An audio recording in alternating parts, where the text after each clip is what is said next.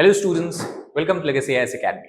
In today's video, we are going to discuss about a recent decision that has been taken by UNESCO, that is United Nations Educational, Scientific, Cultural Organization, to declare Gwalior, a city of Madhya Pradesh, as the city of music. This has been done under the Creative Cities Network of UNESCO. So in this video, we are going to discuss in detail what is the relation of Gwalior with music, how music has evolved and developed in the Gwalior since the medieval times, and what is the musical traditions that Gwalior is proud of. So first of all, to understand the recent development that has happened, the context in which we are discussing today's issue. So UNESCO has put Gwalior into the list of UNESCO's Creative Cities Network.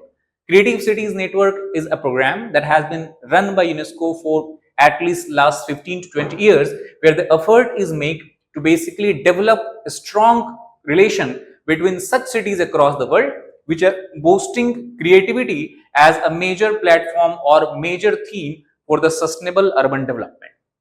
It has been done for the strong commitment of Gwalior to harness culture and creativity. And apart from Gwalior, one other city of Kerala, that is Kozhikode, has also been put among the 55 new cities of the Creative Cities Network program. Now, let us try to understand that what has been the musical history of the city of Gwalior. So, Gwalior, as we know, it is a part of the central India, and here traditionally Hindustani classical music is something that has always been developed. So, basically, Indian music history, if we try to understand especially the Hindustani music history, as we know, the Indian traditional music can be divided into two types: Carnatic music, that is basically referring to the music originating from the southern part of India, and Hindustani music that has developed and originated in the northern part of India. So the history, especially the music history of Hindustani music, will be incomplete if we do not mention the Gwalior and the Gharanas, that is the Gwalior style of Hindustani music that is stemmed from there. The illustrious past of city is dotted with patronage of music. Many of its rulers itself were themselves musicians. So apart from the rulers of city who were the basically musicians themselves, there are a lot of different well-known musicians who were either born in the city or came there to learn from their masters. So if we try to understand, first of all, the word that we have discussed in the last slides is the Gwalior Gharana. So what is a Gharana? Now, Gharana is a term that is used in with reference to the Hindustani music, where it refers to a rich tradition of style that have their own way of singing. For example, the schools or gharanas have their basis in the traditional mode of musical training and education, and every gharana has its own distinct feature. So in this slide, we are going to talk about the Gwalior Gharana. So if we talk about the Gwalior Gharana, it is considered as the oldest musical gharana and poses significant chapter of Hindustani classical music's history. If we try to trace the beginning of Gwalior Gharana, we can trace it to the Dungarendra Singh Tomar, who was a ruler of Gwalior in the mid 14th century, and musician himself. He attempted a revival of Indian classical music through academic interest as well as patronage. And in this regard, he is known to have gifted two music treatises in Sanskrit. One is called as Sangeet Siramani and other is called as Sangeet Chudamani. And this was something that was gifted to his friend, that time the Sultan of Kashmir, Jainul Abidin. And these treatises are very, very important, very, very significant, because they comprises detailed discussion on the music and musical instrument. Apart from that, it is the great grandson of the former king, that is the Raja Man Singh Tomar. During the 15th century, he basically took the Gwalior Gharana and the music related to it to its pinnacle. And in this regard, he has contributed significantly in invention of what is called as Dhrupad in the classical genre sense, and he made Dhrupad much more accessible to the general public, general people. Apart from that, he is also well known for his horis and dhamars. Now, horis and dhamars refer to a special kind of music, where basically a special kind of song where the antiques of Krishna, teaching the milkmaids, that is, we can say Gwalins during the time of Holi, and Holi is basically referred as Hori. So Hori, from Holi we have Hori, and during Hori there is a tradition of singing dhamar where the song is about the antics of Krishna. Apart from that, in attempt to popularize Indian music, he also Obviously, Sanskrit was something that was not known to everyone, something that cannot be understood by the general public, general masses. And that is why, to make it more popular, he decided that he will replace the Sanskrit songs with those in the simple Hindi. And it is in this way that Raja Man Singh Tomar has increased the presence of Hindustani music, especially the Drupad music. Apart from that, he is also well known for composing something that is called as Man Kutuhal, which basically translates in English to the quest for learning. And this Man Kutuhal is considered as the first treatise of music in Hindi that has helped a wider audience to understand the high art that are performed in the king's court in those times.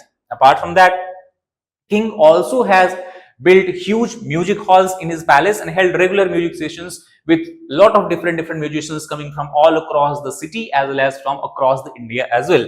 And huge music was also popular not only among the Hindu society, Hindu community, but also among the Sufis as well as the Muslim sultans. Now let us focus our attention on the gharana, that is the Gwalior style of Hindustani music. So first of all, Gwalior gharana has emerged as the first proper gharana of music and evolved largely under the Mughal rules as well. In this regard, the Khayal mode of singing, as we know it today, emerged from Drupad under the aegis of Gwalior gharana while incorporating the elements of Qawwali. Now, Qawwali is something that is a traditional style of singing which was seen in the ancient Persia. So basically what we see is that Khayal has emerged as a mixture of indigenous Indian style of Drupad and the outside, we can say from outside, the Persian influence that was brought by the Mughal court, Mughal kings, and thus by combining these elements we have the development of the modern form of Khayal. Apart from that, if you talk about the Gwalior Gharana, what makes this style of Hindustani music unique is that within this style of music, some Persian words have also been included in the pieces, and also the concepts that is called as Bandis ki Thumri, which is a more structured style of Thumri or love song that has been incorporated in the Drupad style of the Gwalior Gharana. Interestingly, every artist who has emerged from the Gwalior Gharana sounded different, and yet there was a certain unity in this particular style, and this is something that makes this gharana very unique in the nature. To those of you who who do not have a lot of understanding, knowledge, or what we can say information about the evolution of music in India, especially the medieval music, at least I believe that all of you must have heard the name of Tansen.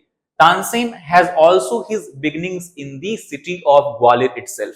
Tansen was born as Ramatanu. Later on, his name became more popular as Miya Tansen, and he was born to a poet and musician and was one of the Gwalior's earliest prodigies. At the beginning of the 16th century, he trained under Swami Haridas, as we can see, and he practiced Drupad, but the poetry was dedicated to Krishna instead of Vishnu. Now, if we talk about Drupad, Drupad basically has been taken from the Sanskrit word that means Dhruv plus Pad, where Dhruv refers to a permanent position, a fixed position, because like pole star, Dhruv Tara, it is always fixed with relative to earth, respect to earth. Similarly, Drupad refers to a fixed style of poetry, a fixed style of verses. However, in traditionally, if you talk about Drupad, the Drupad that we see in the times of Man Singh Tomar, there it was largely the songs were devoted to Lord Vishnu, but here under Swami Haridas, the song was devoted to Lord Krishna. Apart from that, Tansen was also very strongly influenced by the Sufi saint that is Muhammad Ghus, and has a huge impact on his singing style. While learning from the Ghus, Tansen understood and honed the Gwalior Gharana style and was the court musician for the King Ram Chandra Singh of Rewa, Madhya Pradesh for many years. Now, obviously, gradually as the story of musical brilliance and knowledge of Tansen spread out, he was called by Akbar, who invited him to be part of his court musicians in the Mughal court. Initially, since he was largely a Vaishnav musician, he was born and brought up in the style of Drupad singing. He first refused, but after Ramchandra insisted, Ramchandra, as we discussed, the king of Rewa. So when he insisted Tansen should go, he joined the court at the age of 60. Abul Fazl's Aine Akbari, which is one of the most important treatises of medieval India, it mentions total 36 imperial musicians were there in the court of Akbar, and you can understand the significance of Gwalior Gharana. Out of these 36 imperial musicians, 15 were from the Gwalior itself, including the crown jewel of what we can say Akbar's court of music, that is Tansen. Akbar's admiration for Tansen has found much place in popular culture today, and much of it comes from the writings about the musician himself.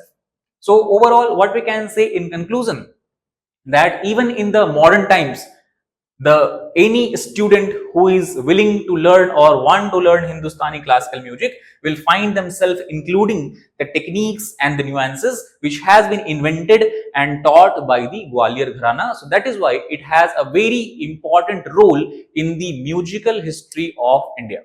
So that is all for this particular video. I hope you understood about the significance of Gwalior Gharana and why UNESCO has chosen to include it in the Creative Cities Network. Thank you very much.